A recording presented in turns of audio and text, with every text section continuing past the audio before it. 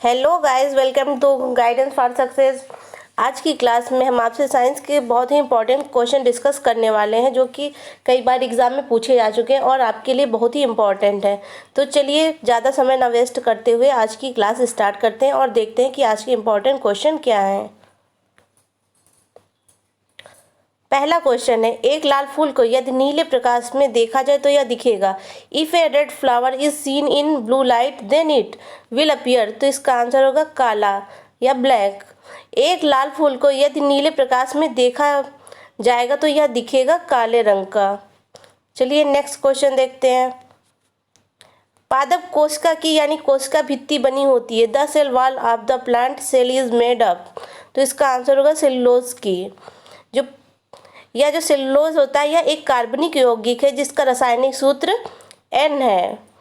यह एक बहुशर्करा है जिसमें एक ही प्रकार का अणु लगातार जुड़ने से एक हजारों अणुओं वाला पॉलीमर बन जाता है। बहुत सारे पौधों की कोशिका भित्तियाँ जो होती है वह सेलुलोज की बनी होती हैं और जीव जगत में जो इसका है बहुत ही महत्व है।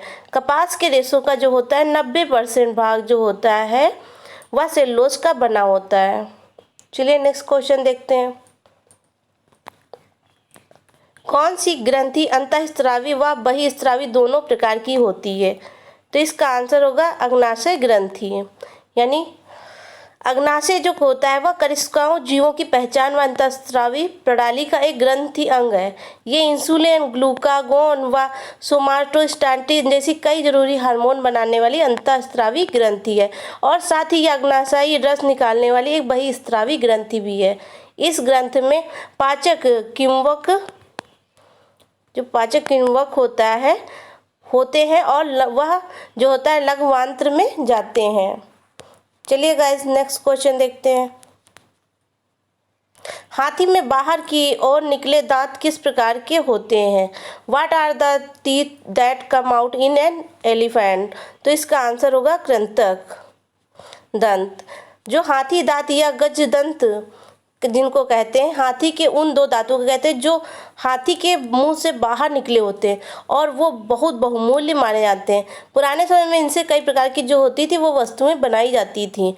यहाँ तक कि हाथी के दांतों से मनुष्य के जो नकली दांत बनते थे वो भी बनाए जाते थे। हाथी एक दांत के कारण हाथियों का जो होता था वह अवैध शिकार होने लगा था तथा उनकी जो संख्या थी वह तेजी से गिरने लगी थी। इस कारण वह जंगल में जो होते थे शंकाग्रस्त हो गए थे। यही कारण है कि इन अंतर्राष्ट्रीय स्तर पर हाथी के व्यापार पर रोक लगा दी गई है। हाथी के दांत की जो होती कई सजावटी और व्यवहारिक उपयोग वाली चीज़ें बनती हैं, जैसे मैं हाथ में पहनने की चूड़ियाँ, कंगन, गहने रखने के बॉक्स यानी शामिल है इनमें। प्लास्टिक के इजाद से पहले यह जो थे यह बिलियर्ड गेंदों, पियानो चाबियों और स्कॉटिश बैगपाइप, बटन, इसी तरह की बहुत सी जो चीज़ें थी वो इनसे बनाई जाती थी कृत्रिम चीज़ें। तो इसलिए जो हाथी के जो ये दांत थे बाहर के ये बहुत बहुमूल्य थे और इन्हीं के कारण इनका शिकार किया जाता था। चलिए नेक्स्ट क्वेश्चन देखते हैं। पाचक एंजाइम में नहीं होते हैं। तो इसका there are no digestive enzymes. तो इसका आंसर होगा पित्तरस। पित्तरस में जो होता है पाचक एंजाइम्स नहीं होते हैं। पित्तरस क्या होता है। जो पित्त होता है यह भूरे रंग के तरल पदार्थ के एक गहरे हरे रंग का होता है जो कि अधिकांश कोशिकाओं के जिगर द्वारा निर्मित होता है, जो छोटी आंत में लिपिड के पाचन को सहायता करता है। मनुष्य में जो पित्त यानी यकृत द्वारा जो पित्तरस होता है द्वारा लगातार निर्मित होता है और पित्ताशय में संग्रहित और केंद्रित होता है। पित्त गठन एक असमाटिक स्रावी प्रक्रिया है जो पित्त नलिका में पित्त लवण की सक्रिय एकाग्रता द्वारा संचालित होती है। पित्त एसिड जो होता है कोलेस्ट्रॉल से उत्पन्न होते हैं और ये हेपेटोसाइट्स से उत्सर्जित होने से पहले विशिष्ट अमीनो एसिड में बंधे होते हैं, जिससे उन्हें जो होता है पित्त लवण के रूप में मौजूद होने की अनुमति मिलती है। चलिए गाइस नेक्स्ट क्वेश्चन देखते हैं। प्रथम कोशिका की उत्पत्ति किस स्थान पर हुई। तो इसका आंसर होगा where did the first cell originate. तो इसका आंसर होगा जल में। यानी प्रथम कोशिका की उत्पत्ति जो थी वह जल में हुई थी। चलिए नेक्स्ट क्वेश्चन देखें। कोशिका का शक्ति ग्रह है? The power planet of the cell. तो इसका आंसर होगा माइटोकॉन्ड्रिया। तो जो कोशिका जो शक्ति ग्रह है वह माइटोकॉन्ड्रिया होता है। तो माइटोकॉन्ड्रिया क्या होता है?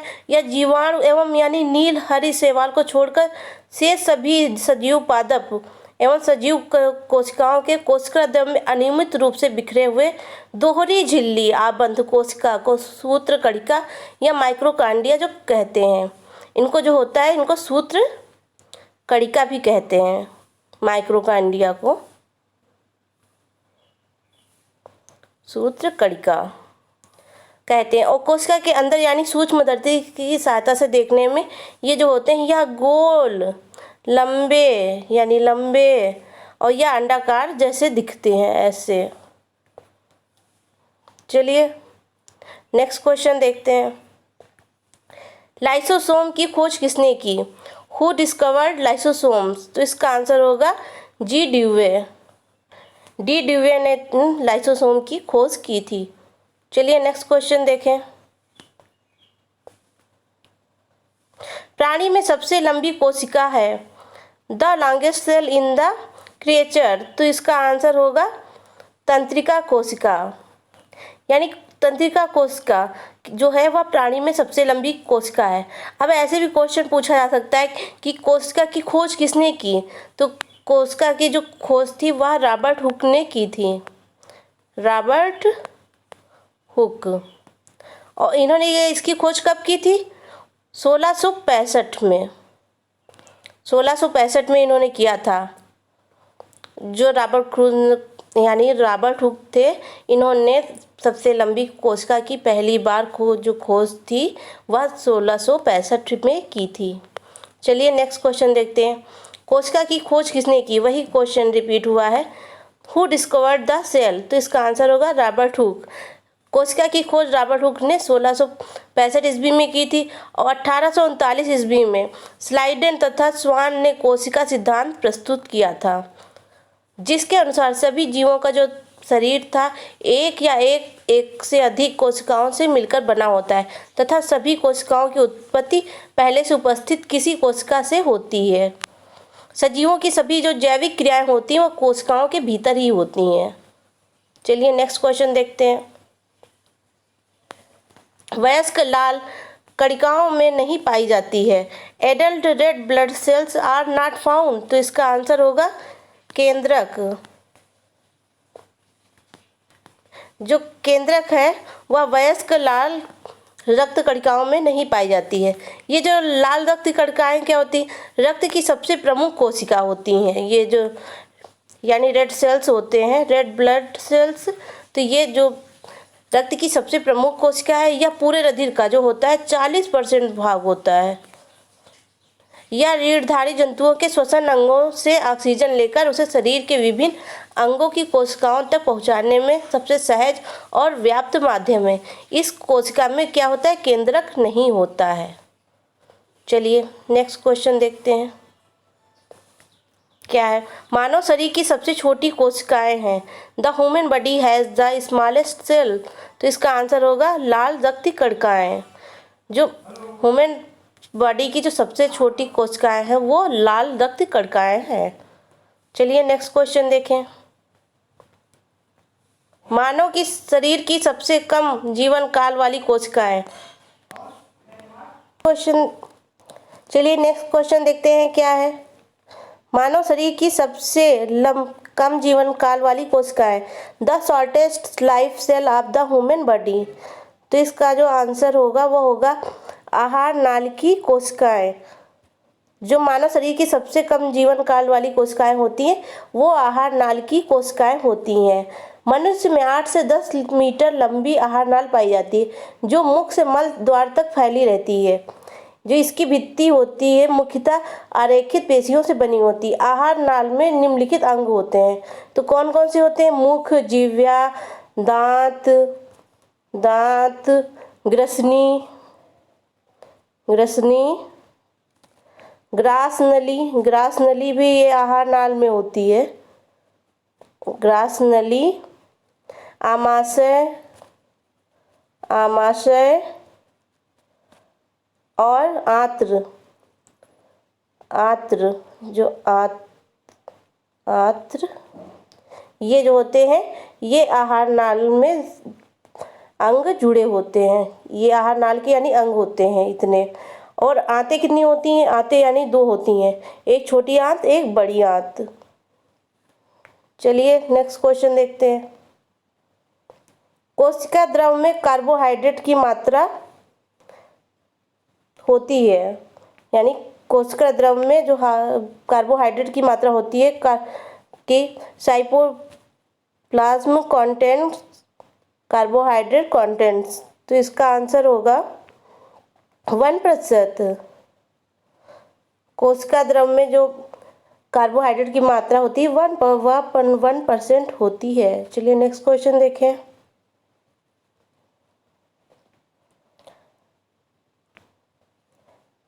मानव शरीर में पाए जाने वाली अमीनो अम्लों की संख्या है the number of amino acid found in the human body, तो इसका आंसर होगा 20। यानी मानव शरीर में पाए जाने वाले अमीनो अम्लों की जो संख्या है वह 20 है। अब ये अमीनो अम्ल क्या होते हैं? वे अणु हैं जिनमें अमाइन तथा कार्बोक्सिल दोनों ही ग्रुप पाए जाते हैं। इनका जो साधारण सूत्र होता है वह क्या होता है? H2NCHROOH, ये इसका जो सूत्र होता है। इसमें R जो पार्श्व कड़ी है और जो परिवर्तनशील विभिन्न अणुओं का ग्रुप होता है। कार्बोक्सिल तथा जो अमाइन ग्रुप कार्बन परमाणु से लगा रहता है। अमीनो अम्ल जो होता है प्रोभुजरी गठनकर्ता अणु है। गाइस समझ में आ गया इसको? चलिए अगला क्वेश्चन देखते हैं। मानव शरीर की यानी सबसे बड़ी ग्रंथि है the human body is the largest gland, तो इसका आंसर होगा यकृत यानी लीवर। मानव शरीर की जो सबसे बड़ी ग्रंथि होती है वह लीवर होती है। यकृत क्या होता है? शरीर में स्थित सबसे बड़ी ग्रंथि है। इसका जो अधिकांश उदरी कोटन के ऊपरी दाएं भाग में स्थित है। इसका जो भार होता है वह 1.2 से 1.4 तक होता है, किलोग्राम के लगभग होता है। यकृत 2 प्रमुख पालियों दाहिने और बाएं में विभक्त होती है, यानी राइट और लेफ्ट, 2 उसमें पार्ट में ये डिवाइड होती है। ये पालियां अनेक पालियों में बटी होती हैं। योजी ऊतक जो कनेक्टिव यानी टिश्यू होते हैं से समूचा यकृत घिरा हुआ है। पित्ताशय नाशपाती के आकार की यानी 3 से 4 इंच लंबी और 1 इंच या इससे कुछ चौड़ी थैली होती है। यह यकृत के जो सतह के नीचे होती है और उसमें एरियोला जो होता है, एरियोला जो होता है ऊतकों द्वारा जुड़ी होती है। चलिए नेक्स्ट क्वेश्चन देखते हैं। भोजन के यानी प्रमुख अवयव होते हैं the main element of food are latent, तो इसका आंसर होगा वसा, प्रोटीन, कार्बोहाइड्रेट। आहार के यानी घटक या अवयव, मनुष्य के आहार में 6 विशिष्ट अवयव पाए जाते हैं। तो पहला कौन सा होता है? प्रोटीन, यानी प्रोटीन जो होता है वह हम लोगों को काहे से मिलता है? विशेषकर अनाज और दूध से मिलता है।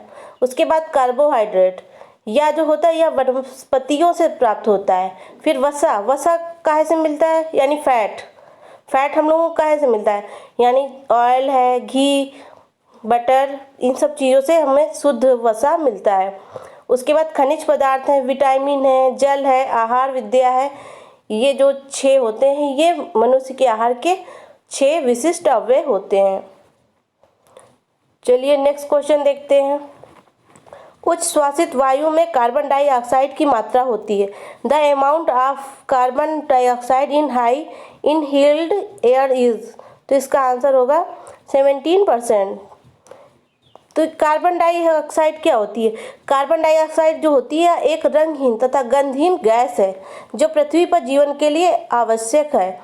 धरती पर जो यह प्राकृतिक रूप से पाई जाती है, धरती के वायुमंडल में यह जो गैस है यह आयतन के हिसाब से लगभग 0.03% के बराबर होती है। कार्बन डाइऑक्साइड का जो निर्माण है वह ऑक्सीजन के 2 परमाणु तथा कार्बन के 1 परमाणु से हुआ है। तो जो इसका सूत्र होता है वह क्या होता है? CO2। कार्बन डाइऑक्साइड का जो सूत्र होता है वो CO2 होता है। तो चलिए नेक्स्ट क्वेश्चन देखें। मनुष्य में 1 मिनट में श्वसन दर होती है। Humans have a respiratory rate of 1 minute. तो इसका आंसर होगा 12 से 18 बार। जो यानी साधारण मनुष्य होता है वह 12 से 18 बार यानी उसका जो श्वसन दर होती है। चलिए नेक्स्ट क्वेश्चन देखें। बिच्छू में श्वसन अंग होते हैं। Scorpions have respiratory organs. तो इसका आंसर होगा पुष्ट फुसफुस। तो जो बिच्छू होता है, तो ये बिच्छू क्या होता है? बिच्छू यानी संधिपाद संघ का सांस लेने वाला एक अष्टपाद है। इसकी अनेक जातियां होती हैं, इनमें आपसी अंतर बहुत मामूली है। यहाँ बूथत वंश का विवरण दिया जा रहा है जो लगभग यानी सभी जातियों पर घटता है। यह जो साधारण होता है यह यानी पत्थर रात के नीचे छिप जाते हैं और रात में बाहर निकलते हैं। जो बिच्छू होते हैं ये पत्थर के नीचे या वो वैसी जगहों पे छुप जाते हैं और रात में बाहर निकलते हैं। बिच्छू की जो होती है लगभग 2000 जातियाँ होती हैं। इनकी कितनी 2000 लगभग जातियाँ होती हैं जो न्यूजीलैंड तथा अंटार्कटिक को छोड़कर विश्व के सभी भागों में पाई जाती हैं। इनका शरीर कैसा होता है? लंबा होता है और लंबा चपटा और 2 भागों में, एक शिरोवक्ष और दूसरा उदर में बटा होता है। शिरोवक्ष में यानी 4 जोड़े पैर होते हैं और एक उपांग जुड़े रहते हैं और सबसे नीचे के खंड में डंक रहता है इनका, जो विष ग्रंथि से संबंधित रहता है। शरीर जो होता है वह काइटिन के बाह्य कंकाल से ढका रहता है। इसके जो सिर के ऊपर होती हैं 2 आँखें होती हैं और इसके जो 2 से 5 जोड़ी आँखें सिर के सामने के किनारों पे पाई जाती हैं। जो बिच्छू होता है वह उन क्षेत्रों में रहना ज़्यादा पसंद करते हैं जहाँ का तापमान जो होता है वह 20 डिग्री से यानी 36 डिग्री सेल्सियस के बीच में रहता है, परंतु ये जमा देने वाले यानी शीत तथा मरुभूमि की गर्मी को भी सहन कर लेते हैं। चलिए नेक्स्ट क्वेश्चन देखते हैं। जन्म के समय शिशु में श्वसन दर होती है। Infant has a respiratory rate as birth. तो इसका आंसर होगा 35 बार प्रति मिनट। यानी जन्म के समय जो होता है शिशु में श्वसन दर कितनी होती है? 35 बार प्रति मिनट। यानी जो शिशु का हृदय स्पंदन जन्म के समय लगभग 130 से 150 तक होता है, जो कुछ दिनों के बाद घटकर 118 प्रति मिनट हो जाता है। और इनकी जो श्वसन क्रिया प्रति मिनट होती है वह 40 से 45 बार होती है और जबकि प्रौढ़ों में होता है ये 18 बार होता है। चलिए गाइस अब टेक्स्ट क्वेश्चन देखते हैं। आज के टेक्स्ट क्वेश्चन क्या है जो कि बहुत ही इंपॉर्टेंट है टेक्स्ट, और आप इनके आंसर जो है वह कमेंट बॉक्स में दीजिएगा। फर्स्ट क्वेश्चन है, मानव शरीर में पाए जाने वाली अमीनो अम्लों की संख्या है। The number of amino acid found in the human body is. चलिए क्वेश्चन नंबर 2, जन्म के समय शिशु में श्वसन दर होती है। In fact has a respiratory rate at birth. सबसे लास्ट क्वेश्चन है, कौन सी ग्रंथि अंतःस्रावी व बहिःस्रावी दोनों प्रकार की होती है। विच gland is both endocrine and exocrine. तो इसका आंसर आप लोगों को कमेंट बॉक्स में दीजिएगा। तो गाइज आज की क्लास आप लोगों को कैसी लगी प्लीज़ कमेंट करके बताइएगा। और जो हमारे चैनल पर नए हैं जिन्होंने अभी तक चैनल को सब्सक्राइब नहीं किया है तो प्लीज़ चैनल को सब्सक्राइब, लाइक एवं शेयर करिएगा। साथ में बेल आइकन जरूर प्रेस कर दीजिए जिससे मैं अगर कोई नया वीडियो अपलोड करूँगी तो उसका नोटिफिकेशन आप तक सबसे पहले पहुँच जाएगा। चलिए मिलते हैं इसी तरह जनरल नॉलेज और साइंस की अगली क्लास में। तब तक के लिए बाय बाय।